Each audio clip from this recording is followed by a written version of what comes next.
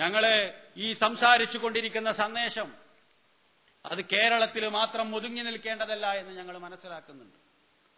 അതുകൊണ്ടാണ് ഞങ്ങൾ ഈ അടുത്ത കാലത്ത് കേരളത്തിലെ പുറത്ത് തമിഴ്നാട്ടിലെയും കർണാടകയിലെയും സമാന്തരമായി ചിന്തിക്കുന്ന സംഘടനകളുമായി കൈകോർത്തുകൊണ്ട് പോപ്പുലർ ഫ്രണ്ട് എന്ന സംഘടന രൂപീകരിക്കുകയും ഇന്ത്യ രാജ്യത്തെ മുഴുവൻ മുസ്ലിങ്ങൾക്കും ചില സന്ദേശങ്ങൾ നൽകുന്നതിന് വേണ്ടി ബാംഗ്ലൂരിൽ ഒത്തുകൂടുകയും ചെയ്തു. ആ സമ്മേളനത്തിലൂടെ ചില സന്ദേശങ്ങൾ ഞങ്ങൾ ഇന്ത്യയിലെ മുസ്ലിങ്ങൾക്ക് കൊടുത്തു.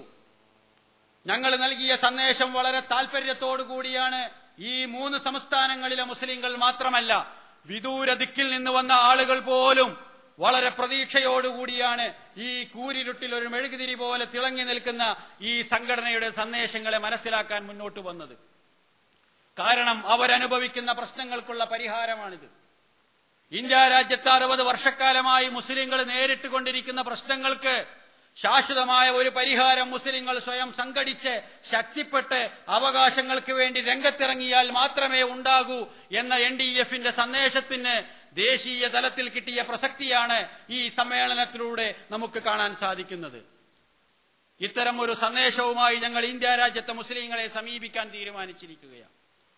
ഇത്തരം ഘട്ടത്തിൽ NDF-ന്റെ പ്രവർത്തനങ്ങളെ വിലയിരുത്തുന്ന ആളുകൾ NDF-നെ കുറ്റം പറയരുത് എന്ന് ഞങ്ങൾ ഒരിക്കലും പറയുന്നില്ല.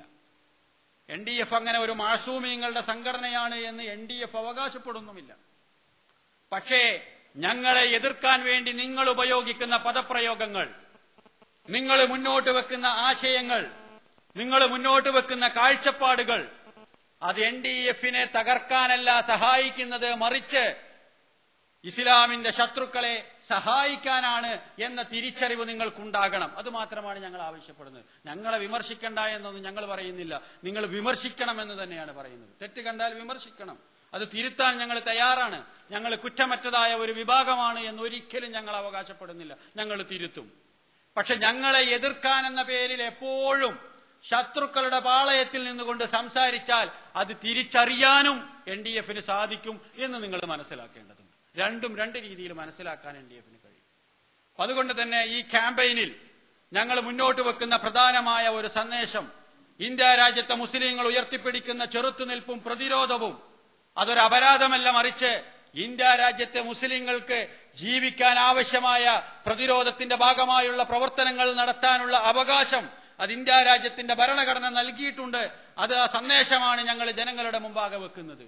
ഞങ്ങളെ ഭീകരവാദികളായി ചിത്രീകരിച്ചാലും ഞങ്ങളെ തീവ്രവാദികളായി ചിത്രീകരിച്ചാലും മുസ്ലിം സമുദായത്തെ ഒന്നാകെ ഭീകരവാദികളാക്കി അവരുടെ അന്തസ്സും അഭിമാനവും തകർക്കാൻ ശ്രമിച്ചാലും ശരി, ആ തകർച്ചയിൽ നിന്ന് ഞങ്ങൾ മുന്നോട്ട് വന്ന് ആത്മാഭിമാനത്തോടുകൂടി അന്തസ്സോടുകൂടി തല ഉയർത്തി നിൽക്കുന്ന ഒരു സമൂഹമായി ഇന്ത്യയിലെ മുസ്ലിം സമൂഹം മുന്നോട്ട് പോവുക തന്നെ ചെയ്യും. ആ മുന്നോട്ട് പോക്കിൽ NDF അതിൻ്റെതായ പങ്ക് വഹിക്കും എന്ന് മാത്രം പറഞ്ഞുകൊണ്ട് നിങ്ങളുടെ എല്ലാ പ്രാർത്ഥനയും പ്രവർത്തനവും സഹകരണവും ഈ സംഘടനക്കുണ്ടാവണമെന്ന് അഭ്യർത്ഥിച്ചുകൊണ്ട് ഞാൻ നിർത്തുന്നു. ആഖിർ ദഅ്വാന അനിൽ ഹംദുലില്ലാഹി റബ്ബിൽ ആലമീൻ. അസ്സലാമു അലൈക്കും.